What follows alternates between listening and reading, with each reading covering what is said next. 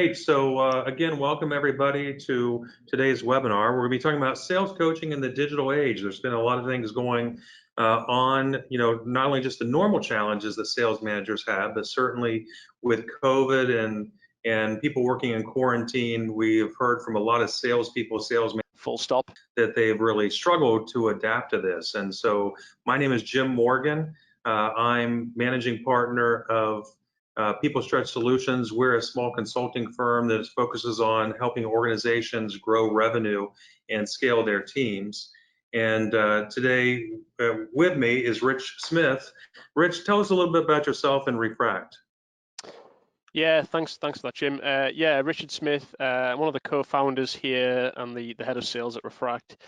And essentially what we do is help organizations understand what their salespeople are doing in their customer-facing conversations at a deeper level to enable them to have more successful outcomes when it comes to sales. So yeah, a lot of the applications of our technology really speak very kindly to coaching and virtual coaching, and obviously a big point of discussion today. Yeah, really excited to share kind of what I've been seeing over the past few months, some of the trends and some of the challenges that exist for sales teams and sales leadership right now.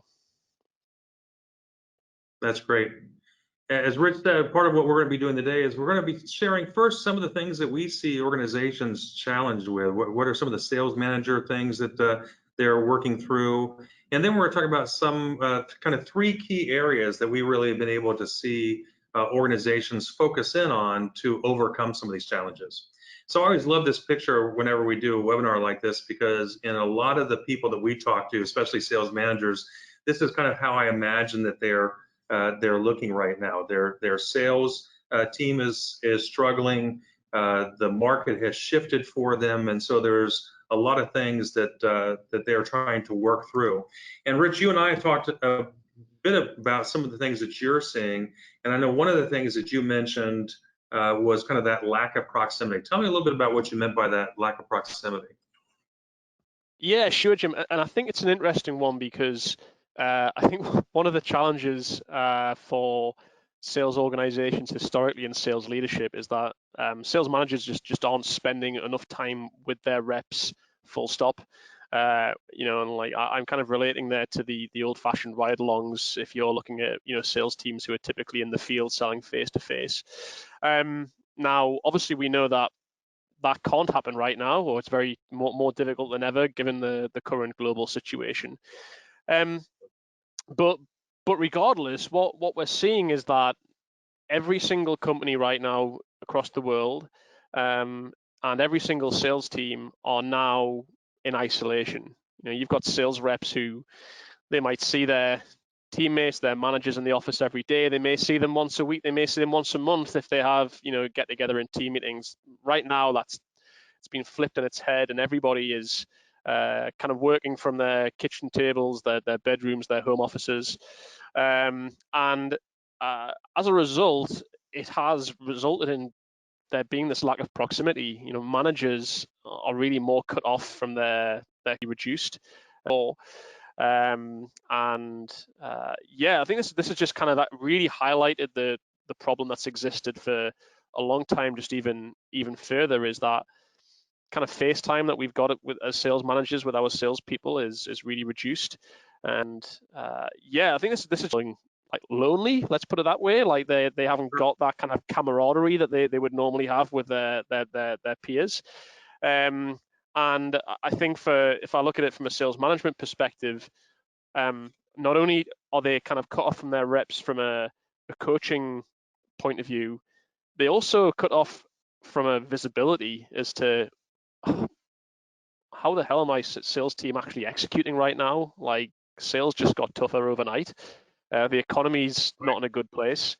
Every sales conversation, every lead that we've got counts more than ever. But are my sales team being the very best they can be? And the answer for a lot of them is they don't know. They've got very little information beyond the CRM, which only ever tells them, part of the picture. So yeah, lots of challenges that's been born out of the pandemic, and But for me, just almost just highlighted further that to a problem that probably existed before the pandemic as well. Well, it's a great point because those salespeople, sales managers oftentimes overhear, and a lot of sales managers, unfortunately, the only time that they're coaching is ad hoc coaching when they happen to either a situation comes up or they overhear something. And from the sales rep, they're not only not getting, or business development rep, they're not only not getting that feedback from the salesperson, but there's a certain part from their peers that they overhear from their peers and what somebody's saying, and they're missing on that as well from being in isolation. Another one that we talked about that we're seeing is just the challenge that people are having adjusting to the virtual sales environment.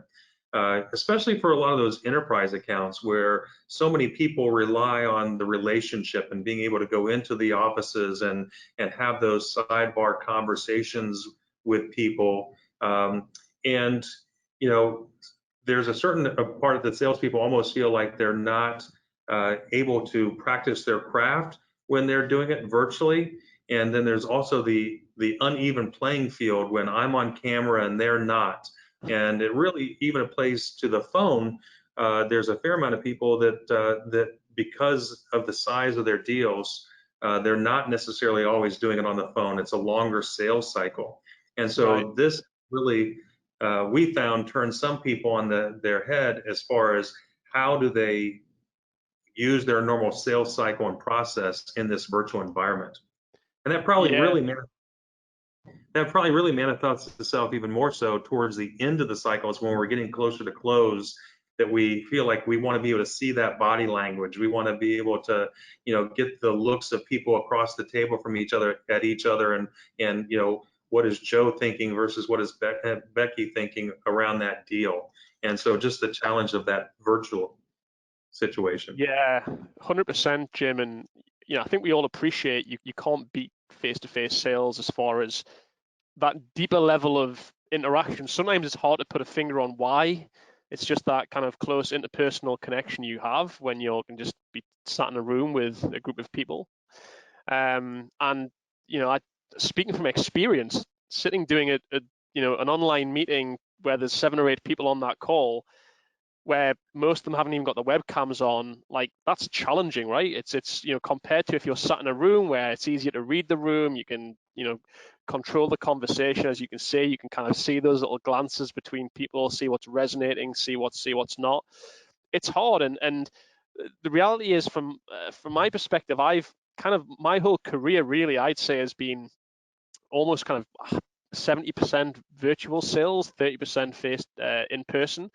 So I've almost been a little bit surprised by the amount of feedback I've had over the past few months speaking with sales leaders, that for many salespeople, this is quite an alien concept. Right. They're not used to doing virtual selling, and so this has been a whole new learning curve that people are. It's not like, can you adapt it? You have to adapt to it. This is the reality of the world right now, and certainly, you've pointed out some really pertinent things there of new challenges that exist because of the pandemic. Now, you mentioned another one when we were prepping for this about the shifting purchasing priorities, which I thought was really interesting. So what are you hearing there? Yeah, so one of the benefits that we've got at Refract is we basically analyze sales conversations. So we've got the benefit of analyzing literally hundreds of thousands of conversations across hundreds of sales teams. And one of the things that we do is we identify literally the words and phrases that are being mentioned by customers and prospects at scale. And what we found really fascinating is that literally about 2 months into the pandemic, in fact, it might have even been less than that, it might have been 30 days, we did an analysis of the voice of the market. What was When they're doing it virtually? And now that they weren't saying in, say, January, February this year? And you're talking literally like 30, 60 days difference here. right. And it was actually staggering to see the shift change in how often certain words were coming up more post kind of lockdown pandemic. Things like challenging, and things are on hold, and budget. These things that were, in some cases, we're seeing 10x plus more than they were previously. And I think what this really highlighted is probably, certainly in my lifetime, I've never seen such a shift change, literally click of the finger, shift change of buying priorities, and also the objections that salespeople are facing now that they weren't facing, literally almost last week, 2 weeks ago. So Right. yeah, so this is like this is a big challenge that we're seeing, in the sense that it's like salespeople are having to adapt quicker than ever before in the current world, and we have to be able to react to the objections around things are on hold, COVID's impacting our business, we're not spending money. These are very real challenges that salespeople are going to have to find solutions for, adapt, because if they don't, they're not going to survive. And Right. yeah, that's quite fascinating. It's great that you're able to get that kind of real-time feedback. And because I know that early on, there were a lot of people that were saying, hey, from a sales standpoint, you just want to be empathetic. You don't want to push too hard. You want to talk. So there's probably some of that was created just by some of the sales experts out there and what they were saying. But certainly, as to from a salesman standpoint, how do you start getting your team to recognize that? Are there opportunities in there? And how do you shift those conversations? Right. Another one that we Another one, real quick, that we mentioned was just that challenge Curious, that. is that similar stuff to what you were seeing too, Jim, as far as that shift change? Oh, absolutely, absolutely. Sorry, go No, ahead. no worries. Two different continents. That's part of the challenge of the pause. So, so the final thing before we start getting into kind of our big three things that we think that people should be looking at and doing is this real need. Certainly customers now, in many cases, are working from home. And so from a sales standpoint, it's difficult enough to find out what's the right email to get them at, what's the right phone number to get them at, how do we actually get an appointment with them? And so this real pressure that we really need to provide value at every single interaction. And so really understanding exactly what the customer might need, understanding where the challenges that they might have, how has this changed what they might be looking for, the challenges within their organization, and making sure that they're coming prepared and capable of having the right conversations at every touch point. Yeah, absolutely, and it's I think you've just put it really nicely there. Is every conversation counts right now in sales? Probably maybe the volume of conversations for a lot of companies has been reduced, so they're dealing with a smaller pool of prospects. Their opportunity cost per lead has probably gone up quite significantly, and because of these objections that people are facing around, spending on hold, budgets being cut, then there's more emphasis than ever before on making sure that the sellers are being consultative, that they're bringing value into every single conversation, and that's crucial right now. That's great. So let's shift a little bit to some of the things that we see that we're doing with our customers, as well as what we're seeing other sales managers and doing out there. I want to pause just for a second. I didn't say, I don't think at the beginning, that if you have a question, feel free to put it in at the question. We should be, we're about another 15 minutes. We want to answer questions throughout the course, but then we save time at the end as well to be able to answer questions also. So feel free to put your questions in there. So one of the three things that we really looked at when we're looking at how does a sales manager adjust to this time period is really, we're big fans of getting a baseline. How do you assess the team to really understand, what are the skill sets of the team? And that's important for a couple of reasons. Number one, really understanding, where, if I'm going to invest time from a sales manager, because sales managers don't have as much time connecting directly with their people, how do I understand what the strengths are, where the gaps might be that I want to focus in on?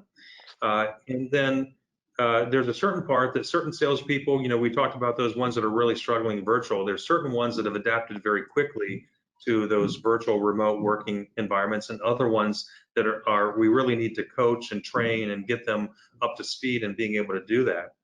And then another area that we're hearing certainly is that we've seen a lot of organizations need to reevaluate kind of the structure of their sales team. Since I don't have a lot of people out traveling, how do I need to change the structure? And we find that assessments can be a great way to I've almost been a little bit surprised by identify, who's better for a hunting role, who might be better for an SDR role or an account management type role. And that's one of the things. Assessments are clearly one of the things that we're big fans of. I've been doing assessments, and I'm not sure how much involvement you have, Richard, in doing assessments, but I've been working with different assessments for close to 30 years. And as a sales manager, I've always found it to be an incredibly valuable tool. And now, with the way a lot of the assessments have changed to be much more predictive and much more sales focused, it's even a more valuable tool. Yeah, I think it's really important, and it's a classic thing of how can you make adjustments and improvements without actually doing the diagnosis in the front end. And I think there's too much action being taken without doing that kind of X-ray, that diagnosis at the front. And I think there's obviously lots of assessments out there, but probably many of them are weighted too much to being kind of personality led, but not actually based specifically on sales competencies. And so I'm sure what you're going to share here, Jim, it kind of speaks more to that, much more relevant to the people who are watching this, and the people who are having to adapt to the world of the changing world of sales right now. Right, absolutely. So as Richard said, there's ones that are much more focused on sales. And so the one I'm sharing up on screen now is the objective management group, just as an example. And I want to talk a little bit about some of the things, if I'm a sales manager in this current environment, that I'd be looking for out of an assessment. And so, if we look up at the top here, commitment is this assessment looks at the whole will to sell, desire, and commitment are two of the key components. And we find a lot of salespeople, when they're struggling, it's because they have this conditional commitment. They're not really focused in on or that they're willing to do all the right things as long as the conditions are the stars all align. And so it's good to know that, and how we might be able to dig into that. A couple other things that, when we're looking at, who has strong listening skills, who has strong consultative selling skills, who's comfortable having those discussions with money. It's funny, one of the things that I found, Rich, is that there are a lot of salespeople out there that are willing to have the conversations around money face to face, but they're hesitant to do that over the phone or over to, as if somehow with the relationship, I'll be able to do this much better over or face to face. Why do you think that is, Jim? Because that's really interesting. I think part of it is just that leveraging of the relationship again. People, and some of it's preparation. I feel like, okay, if I can get in there and I can, see their body language and see how they respond to it, I've got my option A and my option B. And there's some concern that if I'm doing this just over the phone, I can't get that extra feedback of, in place. And so certainly being able to understand who's going to be struggling with that and who might not be struggling with that. A Right. couple other things I want to share, in this particular assessment, there's some interesting things in that when we're trying to figure out who's right for the right roles, there's 21 competencies in the OMG assessment, and we can really look at which ones make for a strong hunter, which ones make for a strong account manager or farmer. And so if I look at this assessment, this person, because of the way their competencies align, they're much better at a hunting competency than they might be as a farming or an account management. And then final thing I'm just going to point out, OMG has been very good in that they're adapting to the times. And if you look down here in the bottom left-hand corner, this video proficiency, they've actually added in a component that's looking at, and I think there's probably 11 different things that they question on, how comfortable somebody is in actually doing video calls, how often they do video calls, how successful they are. And so it's interesting that from an assessment standpoint, they're also pulling in some of the things around the use of video. So kind of an overall summary from an assessment standpoint, you got to have a baseline if you want to really look at where are you going to be able to focus your time from a coaching standpoint, from a development standpoint. This is a great way to start. You're going to the next one, record, which is kind of your world. It's how do you take these things that we're measuring and seeing them in real life? So tell us a little bit about some of the things you're seeing from a record standpoint.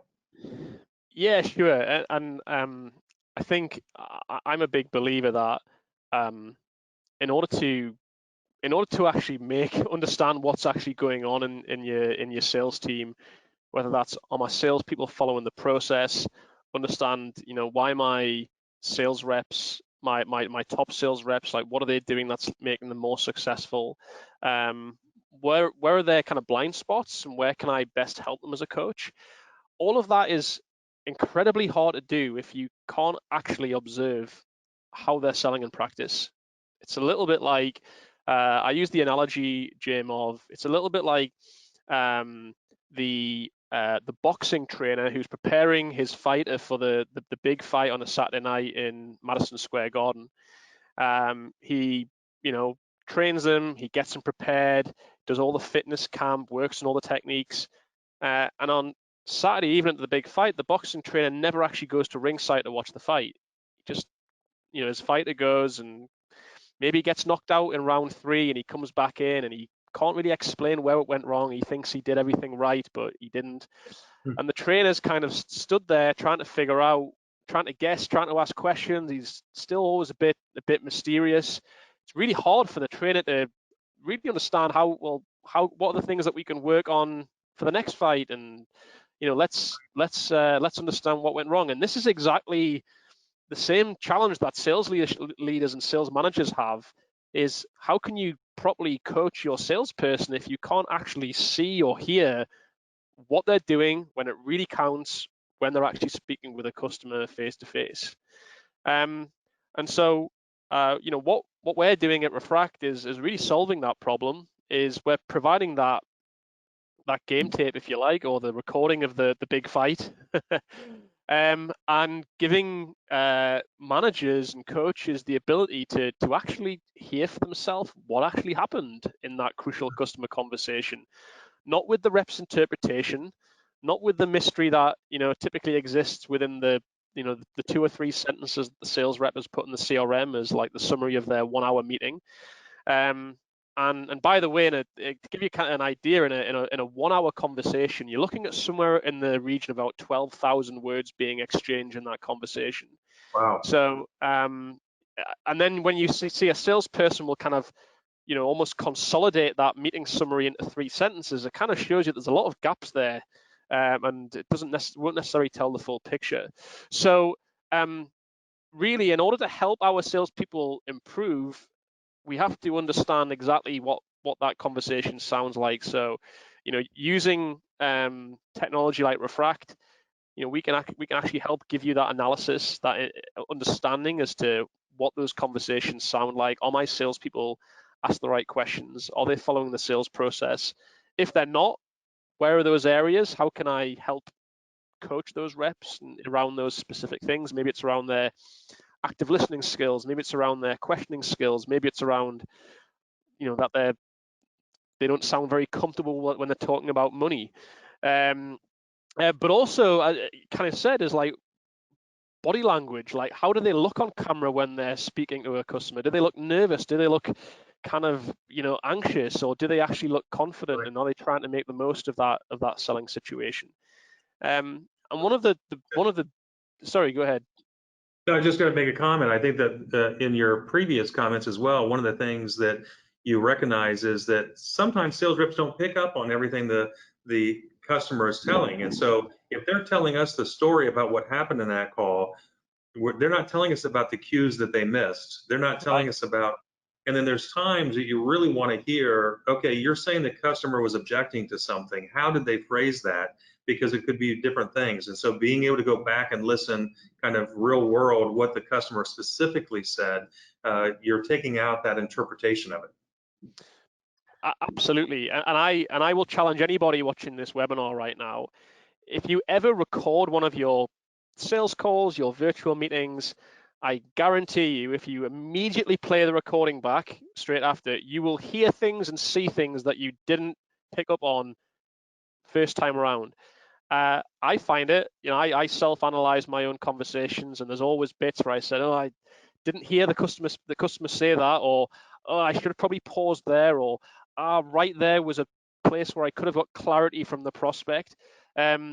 Until it's amazing what you miss out on, especially in the heat of the sales conversation when you're just completely kind of focused. Right. And I think just the final part the point there is about, and I think one of the concerns we often hear is, oh, recording sales meetings, like, oh, I'm not sure if I want to be recorded. What's, like, it's, my manager's going to use this as a stick to beat me on the head with. And I understand those concerns, but this is why we talk about coaching for improvement, not coaching for criticism. And one of the beautiful parts of getting a team who are completely bought into the concept of recording their customer meetings and conversations is you can actually start to share best examples. Like, what's Jim doing, who's on my team, who's, closing twice as many deals as I am right now. What's he doing in his calls that's making him more successful? Every salesperson wants to know the answer to that question because we're inherently competitive as salespeople. So what if I could just share the best bits of what Jim's doing with the best bits of what Mary's doing? And what if I can just take those best bits and, sprinkle into what I do? And this is what sales teams are all about now. It's like everyone Right. wins. We should have cultures of wanting our teammates to be successful. When one person's successful, it should help everybody. So creating those kind of libraries of best in class interactions is one of the real key value points behind recording your conversations. Rich, do you find that there's certain types of sales reps that are more hesitant to be recorded than others? And I mean that by like a seniority standpoint or an experience standpoint. Oh, 100%, yeah. I think for many, it might be the people who have traditionally been in that kind of field sales in-person selling capacity for a large part of their career. And so, maybe they just haven't had that many observations done, and so suddenly that's a very different situation. I do see a trend very much in people who are they've been doing sales for a long time. They're quite experienced. I think I would always say experience doesn't equal proficiency. Right. I could be. I mean, I'll give you a great example of this. I've been playing football or soccer for you guys for years, but like, the 17-year-old guy down the street is better than I am, even though he's been playing it for less years than me. We can always be getting better, even if we're really experienced. We can always be pushing for betterment and improvement. But I appreciate for some people it's a very different experience and something that they need to get used to. Yeah, it's interesting. I found that frequently the people that are really good performers want to become even better performers, and so they sometimes will embrace ways that they can see themselves as well. And sometimes the weaker ones don't want to expose the fact that, hey, there's opportunities there for improvement. Right. So want to dive in. I've also been a fan. I think one of my very first recording experiences was 30 years ago when Xerox would put you in this room and they'd videotape you. And it's amazing at what feedback you get when you actually see yourself. But now you've really added kind of AI and science and all that stuff on top of it.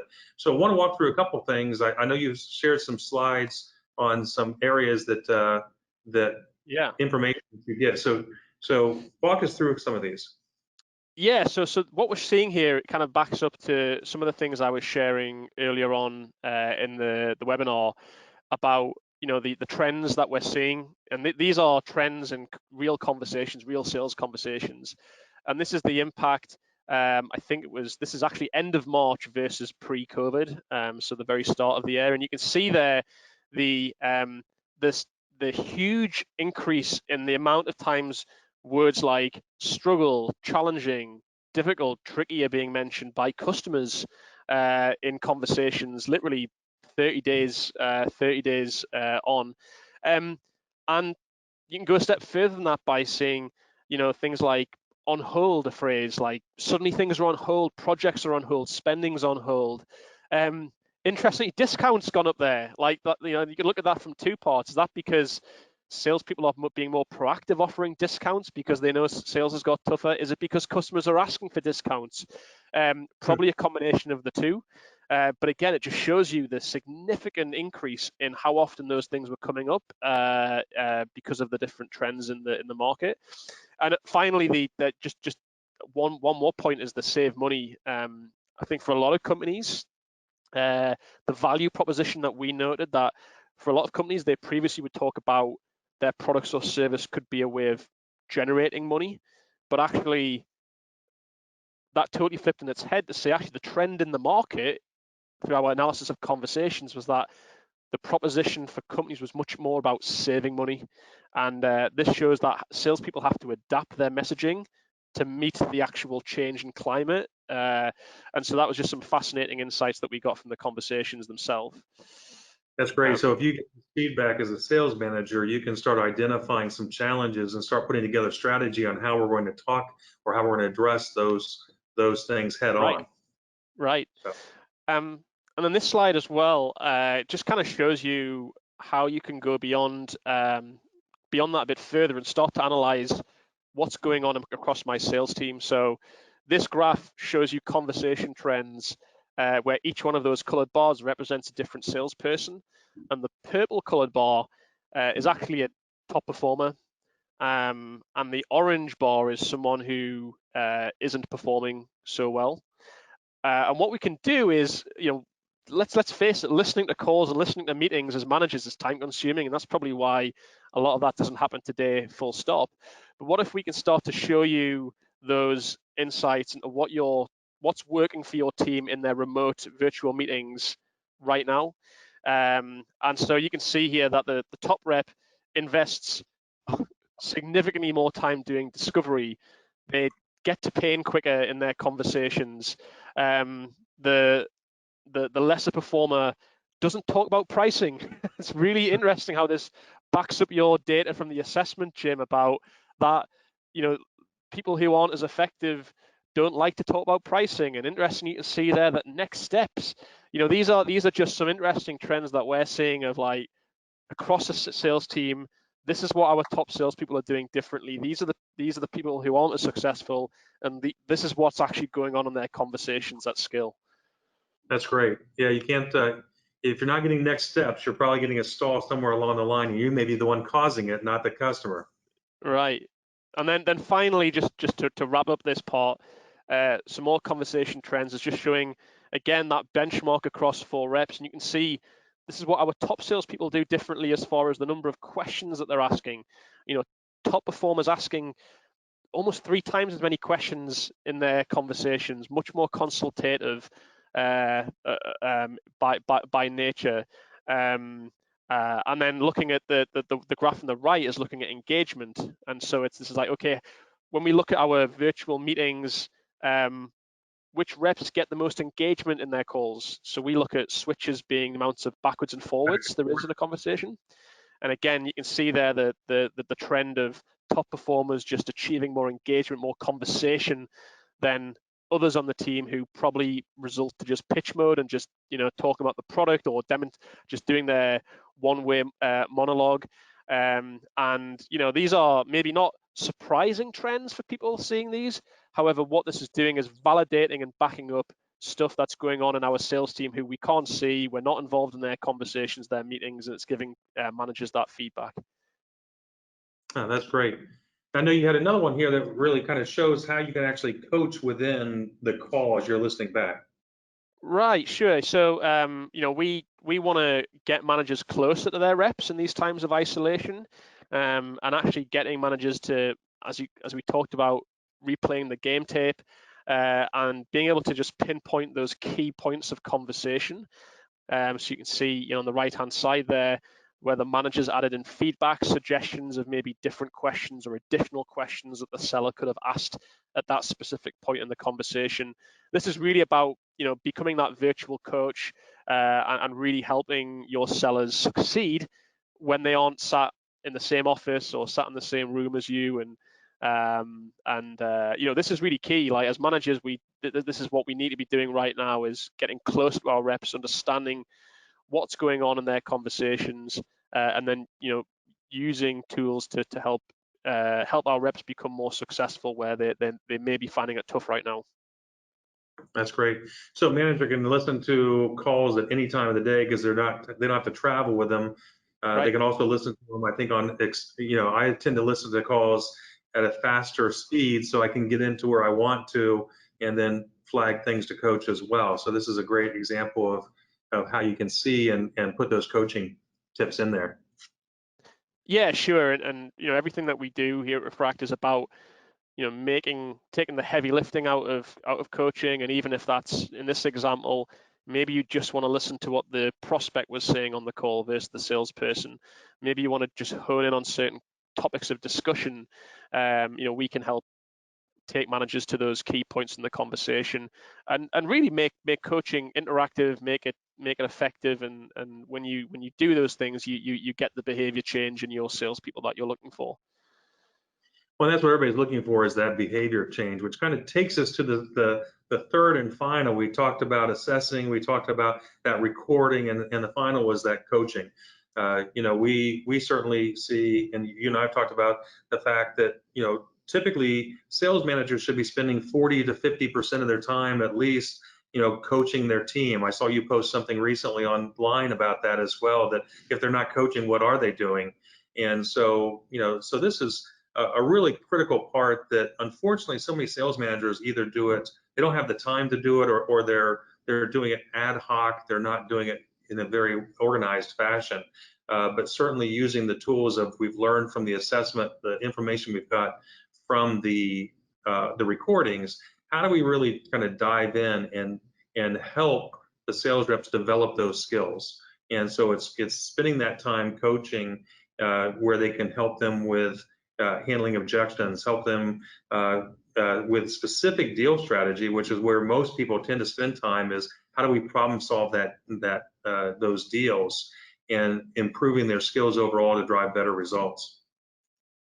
Yeah, So right. And yeah, just to go on, sort of follow on to your point there at the start, Jim, is we did a survey actually recently this year within the tech sector, admittedly, but I'm sure these trends would have probably been seen similar to outside of that industry, and it showed that I think the 3/4 of the managers that were involved in the survey claim that they're coaching their reps on at least a weekly basis, each rep.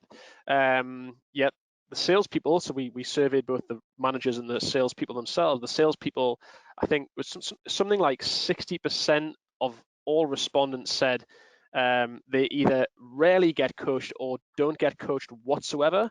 So there's still this massive disparity that exists between what sales managers think or believe they're doing when it comes to coaching, and to what their salespeople are saying. And believe me, the salespeople are wanting more coaching. The survey that we did showed that they crave it, that they see the benefits of it when they get it, and it's effective. But again, the challenge that exists, age old problem. Managers aren't skilled at coaching, and so what they think they're doing as coaching is not being received that way, and they're not doing enough of it. That's time challenging, and I get it. Managers are busy; they're spinning lots of plates. Many of them are, carrying a bag themselves. But ultimately, this is the thing that's going to help to move the needle: is spending time with your reps and helping them address all of those key points that you've got on screen there. yeah, you brought up the two key points. Typically, when we're talking to sales managers, one of the first things we see that gap all the time. And the sales manager thinks that he's coaching because he's talking to his reps all the time. They're coming to me with problems, and I'm answering those problems. And so one of the first things we key in on is what's the cadence. So for those people that are online, one of the first things you can do is make sure that you're looking and seeing, do you have a regular cadence where you're setting aside time specifically to help coach and develop the skill sets of your salespeople? You should be having a regular weekly or bi-weekly cadence that you're doing that with each of your people. The second piece that you mentioned was the fact that they're not very effective at it. I threw this slide in here because we frequently, or when we're talking to our customers, we talk about that coaching mirage, where managers think that they're coaching. but what they're frequently doing is they're either directing their salespeople, telling them what they should be doing, or they're delegating tasks to them, or they're problem solving. Hey, I've got this account and they want a discount, and so what should we do in that? And so the sales manager might think that they're coaching, but it's really a mirage. They're not spending time doing really organized coaching. And so one of the things that we really work with sales managers is to create that coaching cadence and having a coaching process to that. One of the things we wanted to share with people today online without going into a full coaching is that what are some of the key best practices that you can do around coaching. And so hopefully there's some things on here that if you're a sales manager on the call that you'll be able to walk away with and improve your process with just a few of these tips. And so one is certainly to plan out their coaching. We would be all over a sales rep that just shows up into a call and doesn't have a plan as to how they're going to conduct that call. But our sales managers do that all the time, that they show up without really planning out their own coaching sessions. They need to make sure that the coachee is in a place, that setting aside that cadence of regular meeting is making sure that we set a time that the salesperson is able to receive that coaching and that they can be invited into getting those feedback. I also see a lot of sales managers that are just they are directional, or they give advice, or they share what they might do, but they're not really direct on talking about what the challenge is and providing clear feedback. And I think that's one of the great things that you have from the recording is you can actually point to and say, here's specific feedback where something maybe wasn't handled to the point. The next one I would say is just embracing role play. Part of our coaching cycle is having a regular role play. And the nice thing with, again, being able in this environment, virtual environment, even when we're coaching somebody in a role play, we can be videotaping that so we can play back and see how we did and dissect that. And then the final thing is we see a lot of sales managers that think that their sales reps are committed to the changes and making the changes that they're recommended, but they're acknowledging that they hear it, they kind of understand what they do, but they're not really committed to making the change. And that goes all the way back up to that first one of the first slides on that conditional commitment. Are they willing to do the things that you're coaching them on in the heat of the moment, in the heat of the battle, in front of clients in order to be able to drive better results?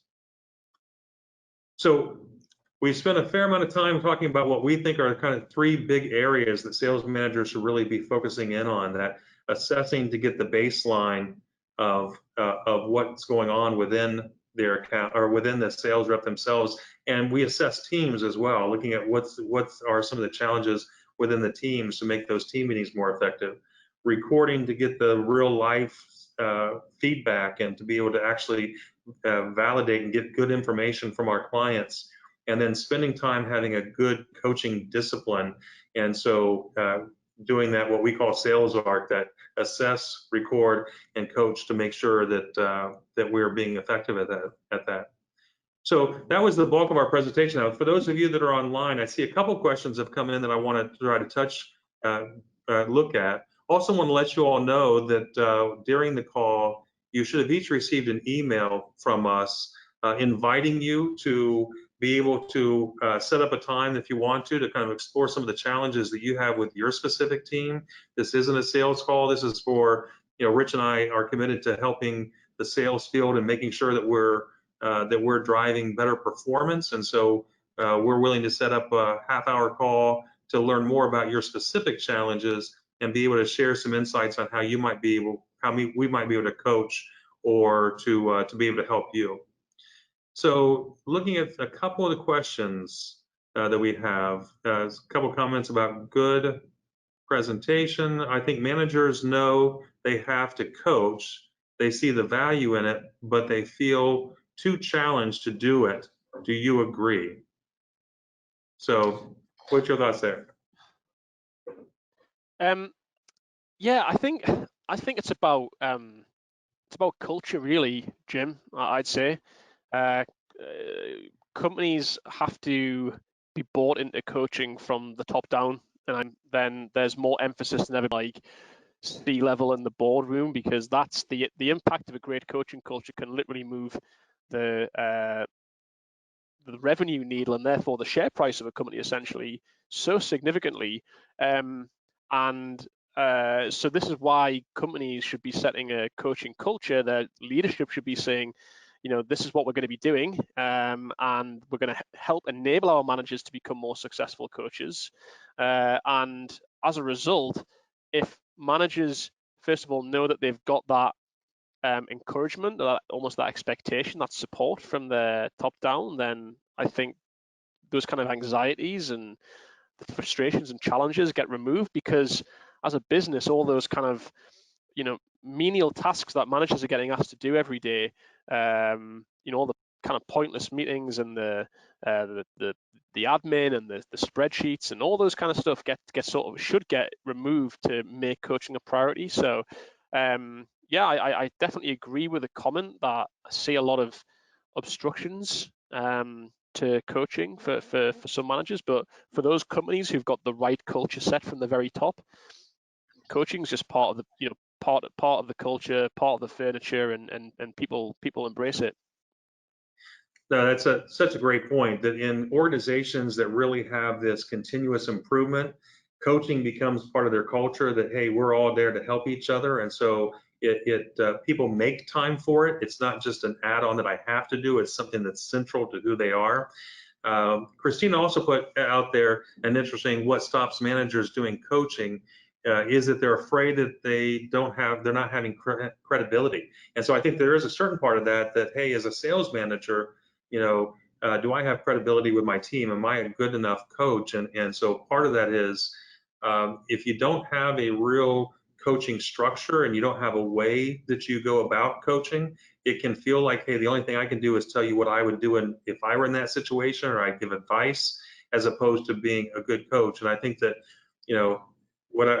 Christina, how I would answer that question to you is that there's probably a lot of people that have coached Michael Jordan over the years, and they weren't as good at basketball players as Michael Jordan. And so, but they knew how to identify, skill gaps, or they identify slight areas where they might be able to improve. And so as a coach, you just have to be able to, when you're coaching as a sales manager, you need to be able to identify where those areas to improve and point them out, because everybody has a blind spot. And so part of the coach is to identify those, recognize it, and then help them create a new behavior. Because behavioral change is what this is all about to drive success. Yeah, I think another question I saw, Jim, come through was about salespeople's comfort zones and whether they change depending on whether they're face to face or virtual. I think I'm assuming that maybe is just relating to the point of how a salesperson who could be very successful, very credible, who've been selling face to face all their career, like, could they be affected somewhat? Could their performance change dramatically if you suddenly start making them sell, virtually? What are your thoughts on that? Yeah, so there's a lot of people that rely very heavily on relationship and almost rely too much on relationship. And so because they're well liked, they can go in and they've got, they can immediately have some gravitas to them. And so so to a certain degree, I think that being able to do virtually, it's like, how do you take those skills that you have a relationship building, but then how do you come to the table much more prepared? So kind of embedded in that question that was asked is that, hey, I feel like I can wing it a little bit more when I'm in person because they're going to like me. Yeah. Well, you want to bring that relationship building when you're doing it virtually, but you do want to come to the table much more prepared.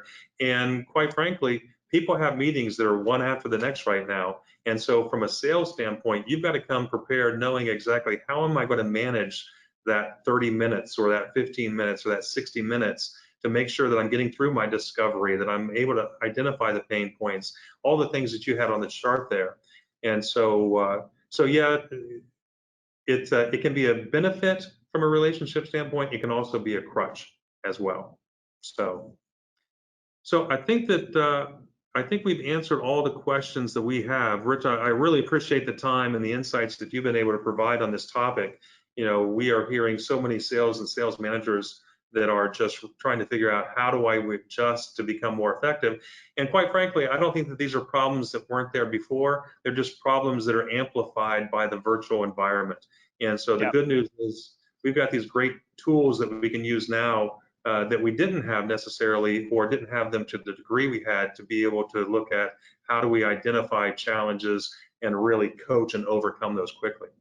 Kind of as a final note, I just wanted to remind everybody, you should have gotten that email. We're going to keep that link open for about 2 to 3 hours, that if you want to go in right away, schedule a time, we'll meet with you to learn more about your specific situation and see if we can give you some feedback there. So Rich, any final words for you? No, I think it's been really interesting discussion, Jim. I think really the good news is there's even though there's lots of challenges that managers and teams are facing right now, there's lots of solutions to help to adapt. And I think the other thing that I'd maybe just point out is I think a lot of people have maybe slowly but have came to the realization that this mode of selling could be the norm for the long term now, certainly for the foreseeable future. And so this isn't the sort of thing that I think is just going to pass. It's, we have to realize that this is the way that the world is at the minute and could be for the long run, and that we have to make sure that we're setting our sales teams up for success now, and not just waiting for things to go back to the way they were, because I honestly don't think that's going to be the case. Yeah, I couldn't agree more. I think that we're going to be here for quite a while. And while people may be hesitant to invest in how do I improve during times like this, there's probably no better time to invest. The people that are really investing both time and resources in order to become better in these areas and leverage the tools that are available to them are the ones that are going to come out of this much stronger. Right. So, Rich, thank you for your time today. Everybody online, thank you for joining us. We look forward to meeting you on the calls as you're setting them up. So have a great day. Thanks, everyone. Cheers.